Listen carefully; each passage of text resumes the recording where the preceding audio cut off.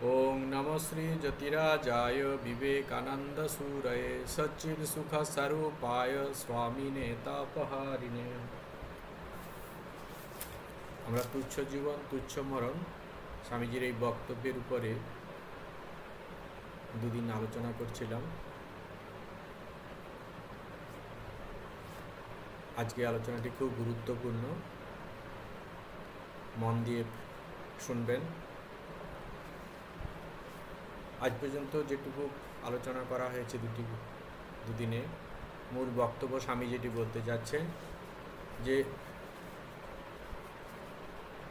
সমাজের ধনী মানুষের দ্বারা, শিক্ষিত মানুষের দ্বারা, এই পুরোহিত সমাজের দ্বারা সাধারণ মানুষরা দিনের পর দিন অত্যাচারিত হতে হতে, অশিক্ষিত মানুষরা অত্যাচারিত হতে হতে তারা নিজের বাঁচার আলো পর্যন্ত আর পাচ্ছিল না। তারা বাঁচার আলো পাচ্ছে না, নিজেকে হীন ভাবতে শুরু করেছে।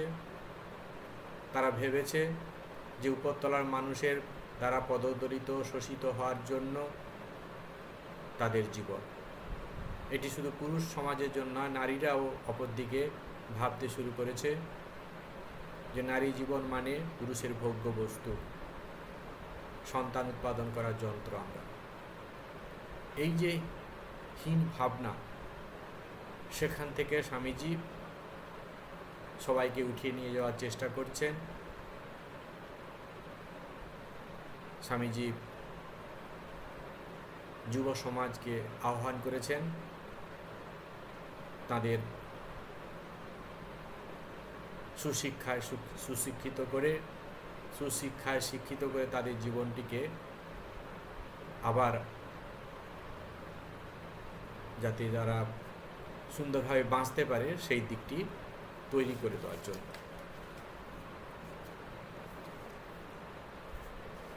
আমরা আজকে সেদিন আমরা নারী জাতির যে অবমাননা সেটি নিয়ে আলোচনা করছিলাম। আরও কিছু আমাদের বলার আছে সেখানে। নারীরা আজকে শিক্ষিত হচ্ছে, কিন্তু এখনো পর্যন্ত সেই জায়গা তারা পায়নি। বাহ্যিক দিক থেকে মনে হতে পারে যে তারা স্বাধীন, তা কিন্তু নয়। আমরা আইন করে দিয়েছি, আমরা আইনের মাধ্যমে নারী জাতিকে সম্মানের, নারীদের বিভিন্ন সুযোগ সুবিধা আমরা করেছি, কিন্তু নারীর যে এই যে যোগ্য অধিকার, এটি আইন করার প্রয়োজন হয় কেন? যখনই আইন মনে হচ্ছে এটি আমাদের মন থেকে আমরা মানতে পারি, তাই আইনের প্রয়োজন হয়েছে। যখন মা বাড়িতে সন্তান সন্ততিদের অন্য সবার জন্য কাজ করছেন, তখনই কি এরকম নিয়ম করে দেওয়া হয় মাকে যে না, তুই মা হলে সব বাচ্চাদেরকে এভাবে দেখতে হয়? মাকে কিন্তু শেখানো হয়। মা প্রাণের টানে ছুটে যায়, না করতে পারলেই মায়ের বরং কষ্ট। তো ভেতর থেকে আসছে, নিয়ম করে কোনো কিছু হয় না। তাই সমাজে এই যে নিয়ম করা হয়েছে নারীদের জন্য, এই যে আইন করা হয়েছে, সে আইনের থেকে বোঝা যাচ্ছে যে আমরা সেই নারী জাতিকে, মাতৃজাতিকে আমরা যোগ্য সম্মান দিতে পারিনি এখনো পর্যন্ত।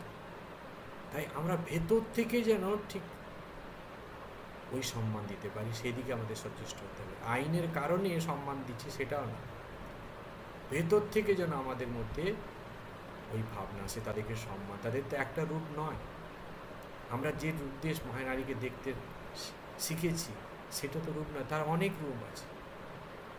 আমরা ওই নারীর কোলে আমাদের জন্ম, নারীর কোলে আমরা বড় হয়েছি। তাই আদর্শটাকে আমরা যেন না ভুলি, এই কথা সবসময় আমাদের মনে রাখতে হবে।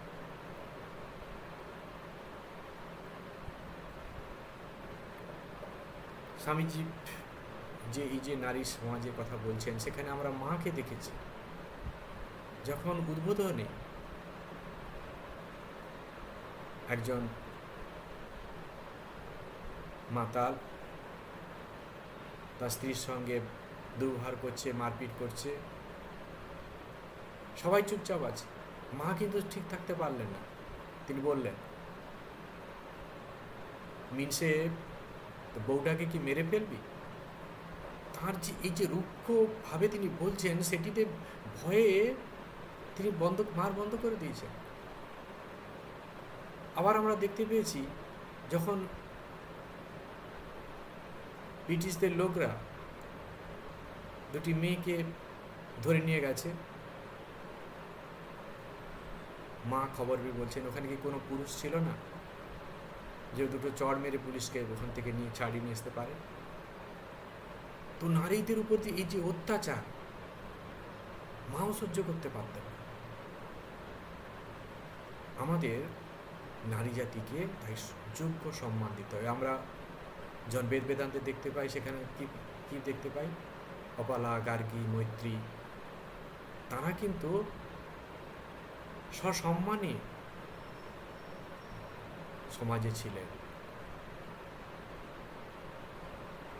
শাস্ত্রে বলা হচ্ছে, যেখানে নারীদের পুজো হয় না, সেই সমাজে দেবতা কোনো পুজো গ্রহণ করেন না। যে বাড়িতে নারীর পুজো নেই, নারীকে যোগ্য সম্মান দেওয়া হয় না, দেবতাদের আমরা যতই পুজো করি না কেন, দেবতারা সেই পুজো গ্রহণ করেন না। তাই আমরা ভবিষ্যৎ প্রজন্মের কথা ভেবে, পারিবারিক শৃঙ্খলার কথা ভেবে, নারীকে যেন তার যোগ্য সম্মান দিতে পারি, এবং ভেতর থেকে তার শুধু একটা দিকে আমরা শুধু জানি, সেই রূপেই আমরা তার সঙ্গে মিশতে চাই, তা নয়, অনেকগুলো রূপ আছে, সেই প্রত্যেকটা রূপ দিয়ে তাকে যেন পরিপূর্ণ করে তুলতে পারি। তাতেই আমাদের কি হবে? মানসিক উত্তরণ হবে, আমাদের পারিবারিক উন্নতি ঘটবে, সামাজিক উন্নতি ঘটবে। স্বামীজি আজকে আমাদের কি বলছেন সেই অংশটি খুব মূল্যবান কথা। গণ্যমান্য উচ্চপদস্থ অথবা ধনী উপর কোনো ভরসা রাখিও না।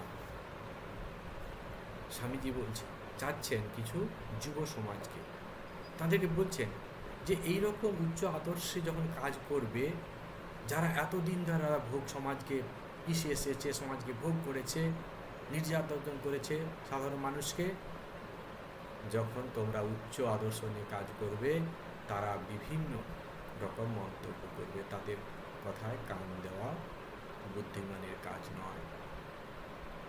ভালো কাজ করতে গেলে অনেক রকম বাধা বিপত্তি আসবে। শ্রেয়াংসী বহু বিঘ্ন। যখন ভালো কাজ করতে আমরা যাব, তখন অনেক বাধা বিপত্তি আসবে। তা বলে আমাদের থেমে থাকলে চলবে না, আমাদের ওদিকে লক্ষ্য রাখলে চলবে না, আমাদেরকেই যেতে হবে। শ্রেয়াংসী বহু বিঘ্ন। আর সেই কাজের জন্য তিনি বড় মাপের মানুষদের চান না, সমাজে আর উচ্চপদস্থ মানুষ তাদের চান না, গণ্যমান্য ব্যক্তি তাদেরকে চাই। কারণ কাদের চাই স্বামীজি? কাদের চাচ্ছেন? পদমর্যাদাহীন, দরিদ্র কিন্তু বিশ্বাসী। উপরতলা মানুষকে চাচ্ছেন না। তাই কেন? তাদের জীবনী শক্তি নেই, কারণ জীবনে তারা কোনো আঘাত খায়নি, সমাজে তারা কোনোদিন অত্যাচারিত হয়নি, তারা অপরকে অত্যাচারিত করেছে।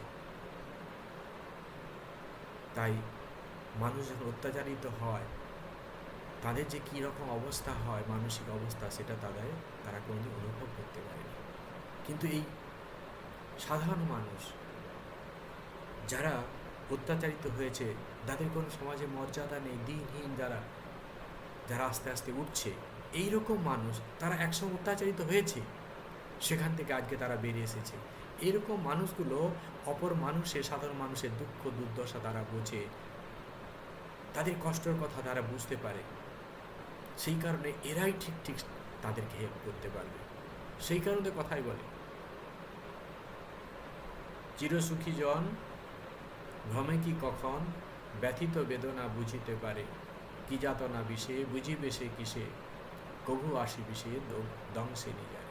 যাকে সাপ কাটেনি, তাকে সাপ কামড়ালে বিষের যে কি জ্বালা, কেমন কষ্ট হয়, সে কি করে বুঝবে? তাই সে কোনোদিন এটি অনুভব করতে পারবে না। সমাজে সাধারণ মানুষরা তারা একসময় অত্যাচারিত হয়েছে, তাই তারা জানে যে উচ্চ শ্রেণীর মানুষ, উচ্চ বর্ণের মানুষ, উচ্চ শিক্ষার শিক্ষিত মানুষ, গণ্যমান্য ব্যক্তিরা কী ধরনের অত্যাচার করে, আর তখন কেমন কষ্ট হয়, কেমন হীনমন্যতায় ভুগতে হয়। তাই এরাই ঠিক সাহায্য করতে পারবে এইরকম পিছিয়ে পড়া মানুষকে। তাই স্বামী এদের চাচ্ছেন, আর এরা হচ্ছে বিশ্বাসী।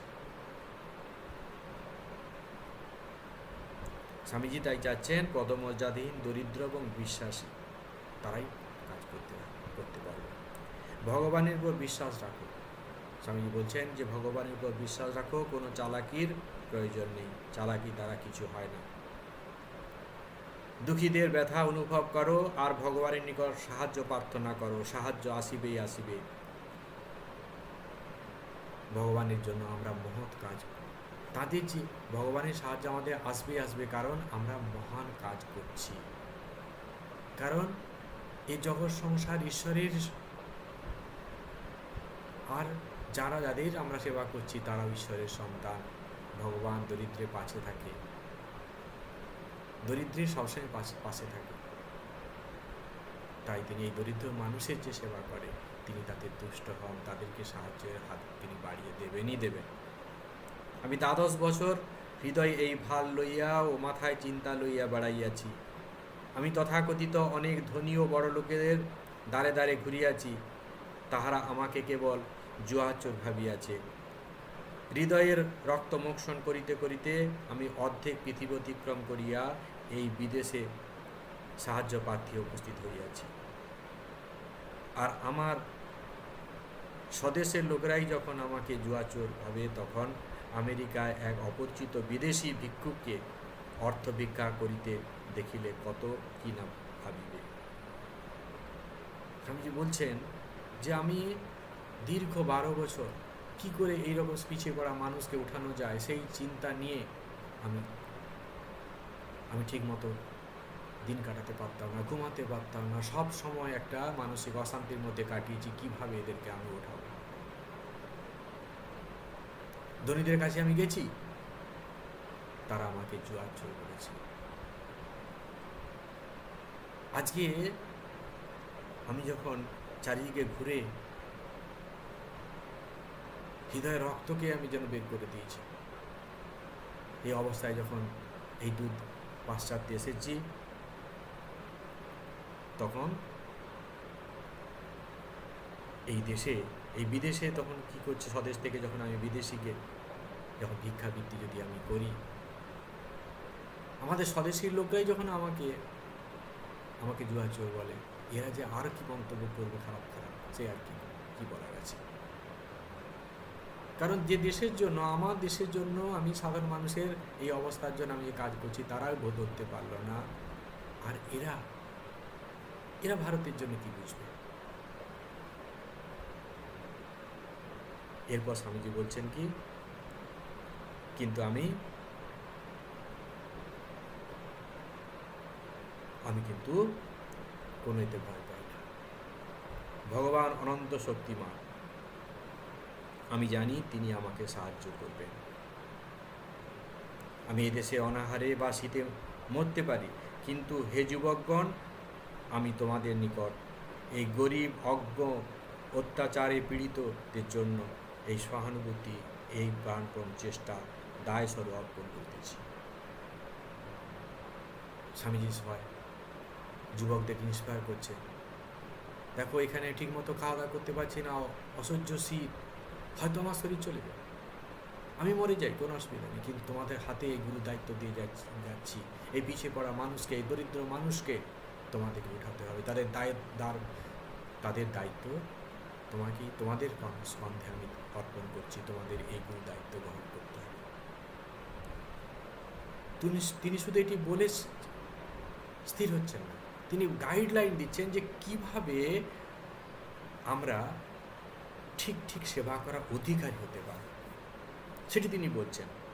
সেই জন্য তিনি কি বলছেন, যাও এই মুহূর্তে পার্থসারথীর মন্দিরে, যিনি গোকুলের দীন দরিদ্র গোপগণের সখা ছিলেন, যিনি গুহক চণ্ডালকে আলিঙ্গন করিতে সংকুচিত হন নাই, যিনি তাহার বুদ্ধ অবতারে রাজপুরুষগণের আমন্ত্রণ অগ্রাহ্য করিয়া এক বেশ্যার নিমন্ত্রণ গ্রহণ করিয়া তাহাকে উদ্ধার করিয়াছিলেন। স্বামীজি এই যুব সমাজের মধ্যে হৃদয় বত্তাটিকে জাগানোর চেষ্টা করছেন। তিনি বলছেন যে তুমি সেই পার্থসারথী অর্থাৎ ভগবান কৃষ্ণের কাছে যে প্রার্থনা করো তার হৃদয় বত্তাকে নাও। তিনি যেমন কি করেছেন, যে রাজপুত রাজার সন্তান হয়ে তিনি কি করলেন, এই সাধারণ মানুষগুলোর তাদের কাছে হাত ধরে তিনি চললেন, তাদের খেলার সাথে তিনি হয়েছেন তাদের সখা। আবার তিনি যখন রাম অবতারে এসছেন তিনি কি করছেন, গুহক চণ্ডালকে আলিঙ্গন করেছেন। ভেদ নেই, অস্পৃশ্য বলে তিনি কি করছেন, দূর করে দিচ্ছেন না। তার থেকে মহৎ কাজ কি করলেন, তিনি যেন বুদ্ধ অবতারে এলেন, রাম অবতারে দেখলেন তিনি আলিঙ্গন করছেন গুহক চণ্ডালকে। আবার বুদ্ধ অবতারে এসে তিনি কি করছেন, যে রাজাদের নিমন্ত্রণকে তিনি কি করছেন, উপেক্ষা করে একটা গণিকার বাড়িতে, একটা বেশ্যার বাড়িতে আমন্ত্রণ, বেশ্যার নিমন্ত্রণে তার বাড়িতে আতিথ্যতা গ্রহণ করছে, তাকে কৃতার্থ করবার জন্য, তাকে বুঝিয়ে দেওয়ার জন্য সে ঘৃণিত নয়। কোনো একটি কাজের জন্য তার জীবনে এইরকম একটা অবস্থা হয়েছে, কিন্তু সেখান থেকে সে উঠতে পারে। তাকে যদি আমরা ঘৃণা করি, এরকম পিছিয়ে পড়া মানুষকে ঘৃণা করি, তারা কোনো দিন উঠতে পারবে না। এরকম বড় মাপের মানুষরা আসেন তাদেরকে উঠাতে। তাই বুদ্ধদেব কি করলেন, সেই গণিকাকে, সেই পতিতা নারীকে তিনি কি করলেন, তার আতিথ্যতা গ্রহণ করে তাকে তিনি স্থান দিলেন।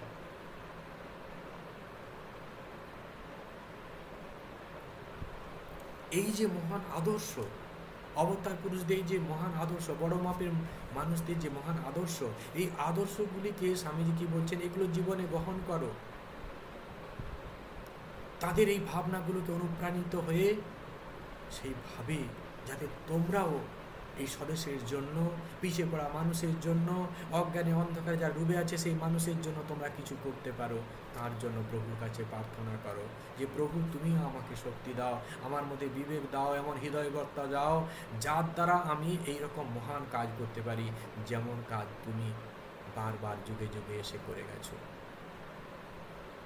অবতার পুরুষরা আসেন কিসের জন্য? সমাজ সংস্কার করার জন্য আসেন, দুষ্টের দমন সৃষ্টির পালন করার জন্য তারা আসেন। আমাদের সেই অবতার পুরুষদের কাজ মতো আমাদের পথ ধরে চলতে হবে। বিধাতে ভগবান নিজেই বলছেন, যজ্জত আতরতি শ্রেষ্ঠ তত্তৎ এব ইতরো জনাঃ সযৎ প্রমাণং কুরুতে লোক তদনুবর্ততে। যজ্জত আতরতি শ্রেষ্ঠ, যেমন ধরুন শ্রেষ্ঠ ব্যক্তিরা, জ্ঞানী মানুষরা, বিবেকশীল মানুষরা কাজ করে, আদর্শ স্থাপন করে যায়, লোক তদনুবর্ততে, সাধারণ মানুষ তারা কি করে, ওটাকে তারা নিজের জীবনে নিয়ে আসার চেষ্টা করে, অনুসরণ করার চেষ্টা করে, সেই রকমভাবে হওয়ার চেষ্টা করে।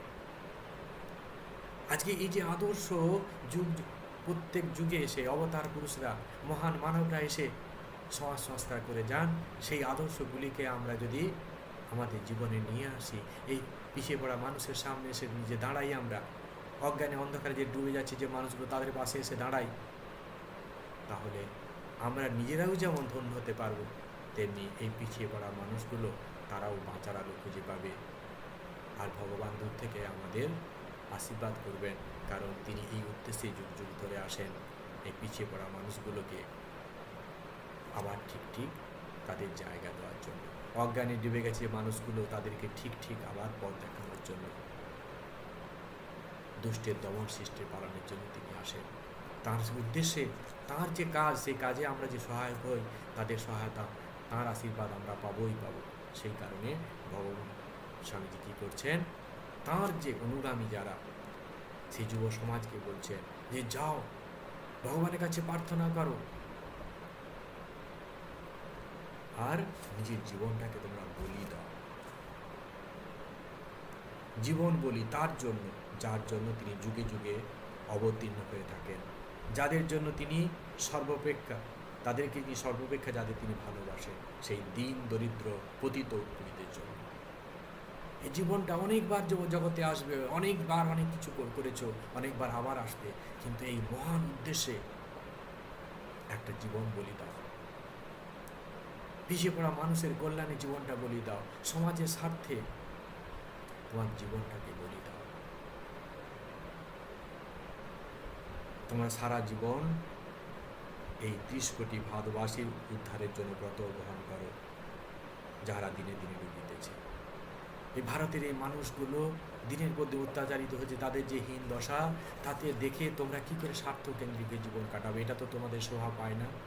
তোমরা উচ্চ শিক্ষায় শিক্ষিত, তোমাদের বিবেকে জাগরণ ঘটুক, এইরকম মহান কাজ করো, তাতে তোমাদের হৃদয়ে প্রসার ঘটবে, তোমরা আরও মহান হবে, মনের মধ্যে অসীম শান্তি পাবে, নিজে নিজে মহান হতে পারবে। এক অমূল্য সুযোগ পেয়েছো, তাই এই কাজে ছাপ দাও, একটা জীবন বলি দাও, স্বামীজি চাচ্ছে। এরপরে তিনি কি বলছেন? এ একদিনের কাজ নয়, পথ ভীষণ কণ্টকপূর্ণ, কিন্তু পার্থ সারথী আমাদের সারথী হইতেও প্রস্তুত, তা আমরা জানি। কারণ তিনি ন্যায়ের সঙ্গে সঙ্গে তিনি থাকেন, তিনি যারা শুভ কর্ম করছে তাদের সবসময় সহায় হয়ে থাকেন। তিনি শুধু অর্জুনের সারথী নয়, আমাদের মনের সারথি। আমরা যখন বিবেক পথে হাঁটবো, আমরা যখন মানুষের কল্যাণ করব, তখন তার শক্তি আমাদের মধ্যে কাজ করবেই করবে। তার নামে, তার প্রতি আত্মবিশ্বাস রেখে ভারতে শত শত যুগ সঞ্চিত পর্বত প্রমাণ অনন্ত দুঃখ রাশিতে অগ্নিসংযোগ করিয়া দাও, ইহা ভস্য হইবেই। তার নাম নিয়ে তোমরা কি করো? এই যুগ যুগ ধরে অত্যাচারিত যে অত্যাচার, যা সাধারণ মানুষকে এইরকম অবস্থাতে প্রাপ্ত করেছে, এত হীন মনোভাব তৈরি করে দিয়েছে, সেই পর্বত প্রমাণ যে দুঃখ রাশি, সেই দুঃখ রাশিকে মধ্যে এইরকম হিংসা বৃত্তিকে, এইরকম ঘৃণ্য ভাবকে তাতে অগ্নিসংযোগ করো, ভস্মীভূত হয়ে যাক। সমাজে এক নূতন ভাব নেবে, বেঁচে উঠুক, সমাজে মানুষগুলো নূতন হোক, নূতন করে তারা বাঁচতে শিখুক, নূতন জীবন তারা পাক। এসো ভাতৃগণ, সমস্যাটির অন্তঃস্থলে প্রবেশ করিয়া ভালো করিয়া দেখো। তুমি যে কাজে তুমি যেতে চাচ্ছ, সেই কাজে কি সমস্যা সেটা ভালো করে নাও। কাজ করার আগে কি প্রবলেম, কাজটা কি, সেটা আমাদের জানা দরকার, নাহলে আমরা ভালো কাজ করতে পারবো না। স্বামী সেই জন্য বলছেন, কাজটা ভালো কি জেনে নাও, ভালো করে অন্তঃস্থলে ঢোকো, যে সমস্যাটা কি, ব্যাপারটা কি, কেন কোনো সমস্যা। এতক্ষণ স্বামীজি সেটি বলেছেন, আবার বলছেন, এই ব্রত গুরুতর, আমরাও ক্ষুদ্র শক্তি, আমারও এই ক্ষুদ্র শক্তি, আমাদের প্রত্যেকই ক্ষুদ্র শক্তি। সমস্যাটা অন্তরালে, যে সমস্যাটা কি আমরা জানি, সেটি শত শত বছর ব্যাপী রোগ, আমরা কি কিছু অত্যাচারিত হয়েছি, এটাই আমাদের, এর ফলে আমাদের হীন অবস্থা, এটাই সমস্যা। আমাদের এতে ব্রত নিতে হবে, গুরুতর ব্রত নিতে হবে। আমাদের শক্তি কিন্তু ক্ষীণ হতে পারে, আমাদের শক্তি ক্ষীণ, কিন্তু স্বামীজি বলছেন, তিনি আশাবাদী, তিনি বলছেন আমরা জ্যোতির তো নয়, আমরা শক্তি নেই মানে, আমরা তো শক্তির সন্তান, আমরা শক্তি আমাদের থেকেই আমাদের সৃষ্টি হয়েছে, আমরা জ্যোতির তো নয়, আমরা সেই জ্যোতি থেকে বসছে, অসীম তেজ আমাদের মধ্যে, অমৃতের পুত্র আমরা, আমাদের কোনো ক্ষয়ক্ষতি নেই। সেই শক্তি তোমাদের জীবনে কি করবে? কাজ করতে থাকবে। তোমরা তার শক্তিমান হয়ে লেগে যাও, দেখবে তার শক্তি তোমাদের মধ্য দিকে কাজ করছে, তোমরা সিদ্ধি লাভ করবেই করবে। মহৎ উদ্দেশ্যে যখন যে কাজ করে, তার তো কোনো দিন বিপদ হবে না, তার তো সিদ্ধি হবে, লাভ হবেই হবে। সেই কারণে স্বামীজি বলছেন যে তোমাদের সিদ্ধি লাভ হবেই হবে। শত শত লোক এই চেষ্টায় প্রাণ ত্যাগ করিবে, আবার শত শত লোক ইহাতে ব্রতী হইতে প্রস্তুত থাকিবে। প্রভুর জয়। আমি এখানে অকৃতকার্য হইয়া মরিতে পারি, আর একজন এই ভার গ্রহণ করিবে। স্বামীজি এখানে বলছি, এই যে কাজ, এই কাজটা এক জীবনে না হতে পারে, একজনের পক্ষে নাও সম্ভব হতে পারে। আমার পক্ষে যতটা সম্ভব হয়েছে, আমরা যতটা পাচ্ছি, পরবর্তী জন সেখান থেকে শুরু করবে। তিনি যেখানে শেষ করবেন সেখান থেকে পরবর্তী জন সেখান থেকে আবার শেষ করবে। এইভাবে একটা কাজ সম্পূর্ণ হবে, এইভাবে সমাজে উত্তরণ করবে। আমি একা সমস্ত কাজ করে যেতে পারবো না, সম্ভব না। কিন্তু এটা রিলে রেসের মতো, এটি রিলে রেসের মতো। যে যেখান পর্যন্ত শেষ করবে, পরবর্তী জেনারেশন, পরবর্তী মানুষ সেখান থেকে শুরু করবে। এইভাবেই সমাজ গঠন হবে, এইভাবে সমস্যা থেকে সমাধান পথ আসবে, সমস্যা থেকে আমরা বেরিয়ে আসতে পারবো। একার পক্ষে নাও হতে পারে। তাই স্বামীজি আবার সেটি বলছেন, রোগটা কি বুঝিলে, ঔষধও কি তাও জানিলে, কেবল বিশ্বাসী হও। তাহলে রোগটা কি? যে আমরা সাধারণ মানুষরা নিজেকে হীন ভাবতে শুরু করেছে। ঔষধ কি? তাদের মধ্যে বিবেকে জাগরণ ঘটানো, তাদের আত্মশক্তির জাগরণ ঘটানো।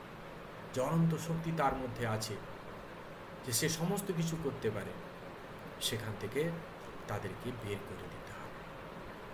তাদের মধ্যে আশার বাণী জাগাতে হবে। তুমি ঘুমিয়ে থেকো না, তুমিও সমস্ত কিছু করতে পারো। তোমার জীবনে এরকম একটা বিড়ম্বনা এসেছে, কিন্তু তোমাকে সেখান থেকে বেরিয়ে আসতে হবে এবং তুমি পারবেও। এরকম মহান শক্তি তাদের মধ্যে জাগাতে হবে। দিনের পর দিন বলতে বলতে সেই সুপ্ত সিংহ আবার স্বমহিমায় জেগে উঠবে। সুপ্ত সিংহ স্বমহিমায় জেগে উঠবে, এটি স্বামীজি এটি বলছেন, উদ্বুদ্ধ করছেন। এইভাবে আমাদের শুধু বিশ্বাস নিয়ে তাদের কাছে যেতে হবে, আর তাদেরকে এই কথাগুলি শুনতে হবে, এই অগ্নিমন্ত্র তাদেরকে শুনতে হবে। আমরা ধনী বা বড় লোককে গ্রাহ্য করি না। স্বামীজি বলছেন যে আমার ধনী লোককে আমার দরকার, পরিষ্কার বলে দিন। কারণ ওদের হৃদয় বর্তা নেই, বলে কথাই বলে দিচ্ছেন যে ওদের হৃদয় নেই। কারণ ওরা জীবনে দুঃখ কোনোদিন অনুভব করেনি, তাই ওরা অপরের দুঃখে ঠিক মতো সাহায্য করতে পারবে না। আমরা হৃদয় শূন্য, মস্তিষ্ক শূন্য ব্যক্তিগণকে ও তাদের নিস্তেজ সংবাদপত্রে প্রবন্ধ সমূহ গ্রাহ্য করি না। যাদের কোনো হৃদয় নেই, যাদের কোনো মানবিকতা নেই, সেরকম মানুষকে আমার দরকার নেই। আর তাদের লেখালেখি, এই যে সংবাদপত্র, তার মধ্যে বিভিন্ন রকম মন্তব্য, এগুলো শুনেও আমাদের মনকে আমরা বিষণ্ণ করতে চাই না। কারণ এরা অপরিপক্ব বুদ্ধির অধিকারী, এদের কোনো হৃদয়ের বিকাশ নেই। পড়াশোনা করে শুধু শিক্ষিত হয়েছে, চাকরি অর্জন করতে পারে শুধু, এর থেকে বড় কিছু নয়, তাদের উন্নতি কিছু হয় না। সুতরাং এদের কথা যদি আমরা কান দেই, আমরা বড় কিছু করতে পারবো না। সেই কারণে স্বামী উদ্বুদ্ধ করছেন যে তুমি যখন কাজ করতে যাবে, এরকম সমস্যা আসবে, সেগুলোতে ভেঙে পড়লে চলবে না। এরকম মানুষের কথা কান দিলে চলবে না। এরা হৃদয়হীন, এরা শুধু শিক্ষায় শিক্ষিত হয়েছে, উচ্চ শিক্ষায় শিক্ষিত হয়েছে, এরা কোনো কাজে না। এদের মন্তব্য সংবাদপত্রে যেগুলো আসবে, সেগুলোতে নিয়ে আমরা উচ্চ আদর্শকে আমরা নষ্ট করতে পারি না। আমাদেরকে এগিয়ে যেতে হবে। বিশ্বাস, বিশ্বাস, সহানুভূতি, অগ্নিময় বিশ্বাস, অগ্নিময় সহানুভূতি। আমাদের কি করতে হবে? অগ্নিময় বিশ্বাস, আগুনের মতো বিশ্বাস, অগ্নিময় শক্তি নিয়ে আমাদের তাদেরকে ঝাঁপিয়ে পড়তে হবে এইরকম কাজের জন্য। জয় প্রভু, জয় প্রভু। তুচ্ছ জীবন, তুচ্ছ মরণ, তুচ্ছ ক্ষুধা, তুচ্ছ শীত, জয় প্রভু। আমাদের একটা যে জীবনের কথা ভুলে যেতে হবে। এই বাঁচা মরা, এই যে ব্যাপারগুলো, এটা কি মূল্য আছে? এখন উচ্চ আদর্শে যখন আমরা জীবনযাপন করব, উচ্চ আদর্শে যখন আমরা নিয়ে যখন মানুষের কাজ করব, তাতেই আমরা অনেক শান্তি পাব। মানুষের জীবনে একদিন মৃত্যু আসবেই, কিন্তু যখন এই মহান উদ্দেশ্য নিয়ে সমাজ কল্যাণমূলক যখন আমরা কাজ করব, আমরা মৃত্যুর পরেও অমর হয়ে থাকবো সবার মাঝে।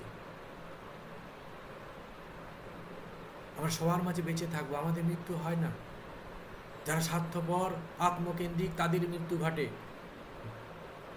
যারা মানুষের সুখে, মানুষের দুঃখে সবসময় জীবনটাকে বিসর্জন দিয়েছে, তারা কোনোদিন মরে না, তারা সবার মধ্যে বেঁচে থাকে। এই শরীরের মৃত্যু হয় ঠিকই, কিন্তু তারা মৃত্যুর পরেও তারা বেঁচে থাকে সবার মধ্যে তারা বেঁচে থাকে।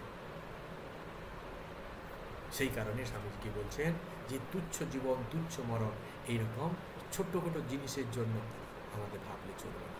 স্বামীজি বলছেন জগতে এসেছি একটা দাগ রেখে যা। শুধুমাত্র নিজের খাওয়া, নিজের পড়া, এটার মধ্যে থাকলে চলবে না। আমাদের পড়াশোনা করতে হবে, চাকরি বাকরি করতে হবে, কিন্তু তার মানে এই নয় শুধু নিজের পরিবারের কথা ভাববো আর কোনো কিছু ভাববো না, তা নয়। আমাদের যে যতটুকু সময় পাবো তারই মধ্যে আমরা যেন কাজকর্মের ফাঁকে ফাঁকে এবং সাধারণ মানুষের, সমাজের কল্যাণের জন্য আমাদের একটু এগিয়ে আসতে হবে। পিছিয়ে পড়া মানুষগুলোর মধ্যে জ্ঞানের আলো দিতে হবে। যারা পড়াশোনা করতে পারছে না তাদেরকে যত সামান্য সাহায্য সহযোগিতা হাত বাড়িয়ে দিতে হবে। যদি আমরা দু একজনকে অর্থ সাহায্য করে কিছুটা করে পড়াশোনা করাতে পারি, তাতে কত উপকার হয় সমাজে। নিজেরও হৃদয়ের বিকাশ ঘটে, একটা মানসিক শান্তি আসে যে আমার অর্থ উপার্জনে যে পড়লাম সেটি একটি মহৎ কাজে লাগবে। আমার বাড়ির জন্য ভাবছি, আমার সন্তান ভাবছি, এটা তো আমার দায়বদ্ধতা, আমাকে করতেই হবে।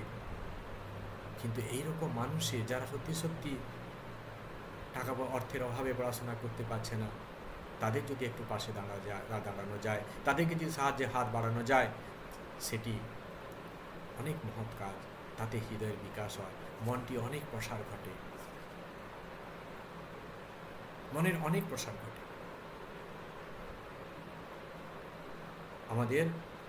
আমরা সাধারণ মানুষের পাশে অন্ন দান করলাম, বস্ত্র দান করলাম, ঠিকই, সঙ্গে সঙ্গে জ্ঞান দান বড় মান। একটা মানুষ খেতে পাচ্ছে না, তাকে আমি কিছু অর্থ দিলাম, খাওয়ার ব্যবস্থা করে দিলাম, কদিন আপনি দেব, কিন্তু তাকে যদি জ্ঞান দান করি, তাকে যদি এইটুকু বোঝাই, বাবা তোমার যেটুকু বিদ্যা বুদ্ধি আছে তুমি সেটুকু লাগিয়ে কিছু কাজ করো, দেখবে তুমি তোমার নিজের পেটে জোগাড়টা করতে পারবে। এই যে বোঝানো, এইভাবে যখন আমি কাউকে বোঝাবো, সেটি হচ্ছে যথার্থ জ্ঞান, যথার্থতার আমি কাজ করলাম। কারণ এর পরে তাকে আর বোঝাতে হবে না, সে কী করবে, নিজের পেটের জোগাড়টা নিজে করতে পারবে, পরের মুখের দিকে তাকিয়ে রেখে থাকতে হবে না। এটি ঠিক জ্ঞান। স্বামীজি এইরকম জ্ঞান চাচ্ছে। অন্নদান, বস্ত্রদান যেখানে দরকার সেখানে নিশ্চয়ই করবো, কিন্তু সঙ্গে সঙ্গে জ্ঞান দানটাকে তিনি ইম্পর্টেন্ট দিচ্ছেন, যেটা দরকার সমাজের জন্য। আমরা সমাজে আছি, সমাজের কথা তো আমাদের ভাবতে হবে। এই সমাজ আমাদেরকে বড় করেছে, এক সময় জল আলো বাতাস দিয়ে আমাদের বড় করছে, সারা জীবন আমার সমাজের বুকে আছে। শুধু আমি আমার নিজের পরিবারের কথা ভাববো আর কারো দিকে তাকাবো না, এরকম স্বার্থকেন্দ্রিক জীবন যেমন আমরা না কাটাই, এটাকে ঠিক বাঁচা বলে না।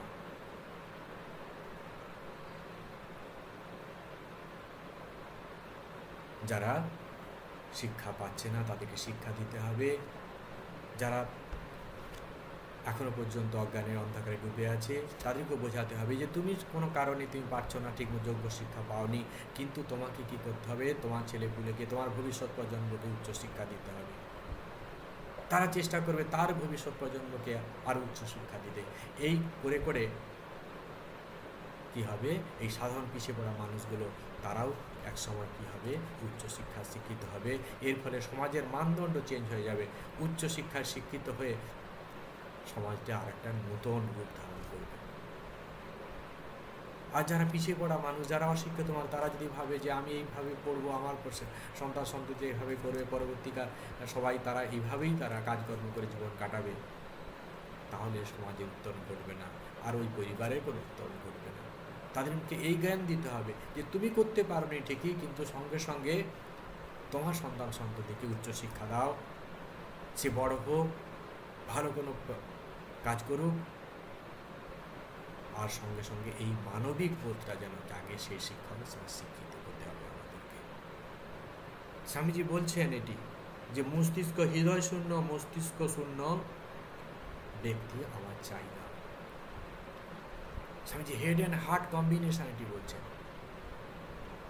হৃদয় বক্তা সঙ্গে সঙ্গে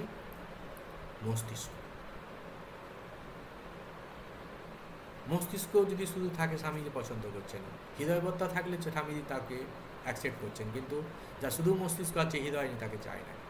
স্বামীজি চাচ্ছেন এরকম প্রকৃতির মানুষকে, স্বামী যাচ্ছেন হেড অ্যান্ড হার্ট কম্বিনেশন। যখন হৃদয়ের সঙ্গে মন বুদ্ধি যখন মিশে যায়, আবেগের সঙ্গে যখন বিবেক মিশে যায়, তখন কাজটি ঠিক ঠিক হয়। আবেগের বশে অনেক সময় আমাদের ভুল সিদ্ধান্ত হয়ে যায়, আবেগ আমাদেরকে অন্যদিকে চালিত করতে পারে। কিন্তু যদি বিবেক থাকে, আবেগ আর বিবেকের সংমিশ্রণে যেটি আমরা করব সেটি খুব সুন্দর কাজ হবে, সেটি সত্যি সত্যি একটা ভালো কাজ হবে। তাই স্বামীজি বলছে heart and head combination. Swamiji একবার বলছে 3H formula, 3H, head, heart, hand. Head heart যাই বলবে, হ্যান্ড যেন সেই অনুযায়ী কাজ করে, হাতও আমার সেই রকম কাজ করবে। মুখে একরকম বলছি, ভাবছি এরকম, আর করার সময় আরেকরকম করছি, এরকম যেন না, সব কিছু মিলেমিশে। তাই আমাদের সবসময় মনে রাখতে হবে যে স্বামীজি যে আজকে আমাদের আহ্বান করছেন, যুব সমাজকে আহ্বান করছেন, কিসের জন্য? ভারতের যে এই যে অধঃপতন, আমাদের সমাজের এই যে অধঃপতন, নৈতিক অধঃপতন, সেখান থেকে তাদেরকে তুলতে। আমরা যেন স্বার্থপর না হই, শুধু পড়াশোনা করে চাকরি বাড়ি করে অর্থ উপার্জন করবো, নিজের পরিবারবর্গের কথা ভাববো, এরকম যেন স্বার্থকেন্দ্রিক আমরা না হই। আমরা যেন পরহিতায় জীবনপাত করি, সমাজের কথা ভেবে তাদের কল্যাণের জন্য আমরা জীবন উৎসর্গ করি। এর মানে এই না আমাদের ঘর বাড়ি ছেড়ে সবাইকে সাধু সন্ন্যাসী হতে হবে, তা না। আমরা চাকরি বাড়ি করার ফাঁকে ফাঁকে যেটুকু সময় আমরা পাই, সেটুকু সময়ে আমরা এরকম যেন মহান কাজ করতে পারি, জনকল্যাণমূলক কাজ করতে পারি, পিছিয়ে পড়া মানুষের পাশে দাঁড়াতে পারি, তাদের কাছে হাত ধরে তাদেরকে যেন তাদের যোগ্য জায়গাটি আমরা দিতে পারি, নারী জাতিকে যোগ্য সম্মান দিয়ে সমাজের মানটিকে আরও উচ্চ জায়গায় নিয়ে যেতে পারি। আমরা যদি রামকৃষ্ণ মিশনের ভাবধারায়, স্বামীজির ভাবধারায় মানুষও হতে চেষ্টা করে আমরা যদি এই আদর্শগুলিকে না নিয়ে আসি, তাহলে যারা কোনোভাবেই এই ছত্রছায়ার মধ্যে আসেনি, এই ভাবধারার মধ্যে আসেনি, তারা কি করে উচ্চ ভাব নিয়ে চলবে? তাই আমরা যেন আমাদের আদর্শ দিয়ে তাদেরকেও আমরা নিজের মতো করে তৈরি করতে পারি। যখনই আমরা এরকম মানুষদের সঙ্গে সংসর্গে আসবো, তাদেরকে যেন এই আদর্শের কথা শোনাবো, আমরা এই মহান আদর্শের কথা শুনিয়ে তাদের জীবনটাকেও আমরা আস্তে আস্তে উচ্চ আদর্শে নিয়ে যাওয়ার চেষ্টা করব। সমাজের কথা ভেবে, ভবিষ্যৎ প্রজন্মের কথা ভেবে, এইরকম পিছিয়ে পড়া মানুষদের কথা ভেবে আমাদের যেন আমরা এগিয়ে যাই। এটাকেই বলছে ঠিক ঠিক আধ্যাত্মিকতা, এটাই বলছে ঠিক ঠিক হৃদয়ের প্রকাশ। আর হৃদয়ের প্রকাশ যদি না হয়, তাহলে আমাদের জীবনে বিড়ম্বনা আসবেই আসবে। জীবনে কোনো একটা জায়গায় আমরা এমন ধাক্কা খাবো, সেখানে আমরা কিছুতেই বেরিয়ে আসতে পারবো না। কারণ আত্মকেন্দ্রিক হয়ে জীবন কাটানোর মতো স্বার্থপরতা কখনো মানুষকে শান্তি দিতে পারবে না। পরের মধ্যে জীবন কাটানো, পরের সুখে সুখী, পরের দুঃখে দুঃখী হওয়ার মধ্যেই জীবনের শাশ্বত শান্তি, শাশ্বত আনন্দ। তাই আমরা যেন এই স্বামীজির এই যে আদর্শ, যেভাবে আমাদের পথ দেখাচ্ছেন, সেটিকে সেইভাবে অনুপ্রাণিত হয়ে আজকে থেকে আমরা নতুন ব্রত নিই যে আমরা সুন্দর করে সমাজ গড়ব। আমাদের দ্বারা যতটা সম্ভব আমরা যেন ভালো মন নিয়ে, মহৎ উদ্দেশ্য নিয়ে, নিঃস্বার্থ ভাবনা নিয়ে আমরা যেন সমাজে কাজ করতে পারি, পিছিয়ে পড়া মানুষের সামনে আসতে পারি, দাঁড়াতে পারি। এতেই হবে আমাদের ঠিক ঠিক মহান মানব হওয়ার চাবিকাঠি আছে এর মধ্যে। আজকে এই পর্যন্ত। ভালো থাকুন, আনন্দে থাকুন। ওম শান্তি শান্তি শান্তি। হরি ওম তৎসৎ। শ্রীরামকৃষ্ণার্পণমস্তু।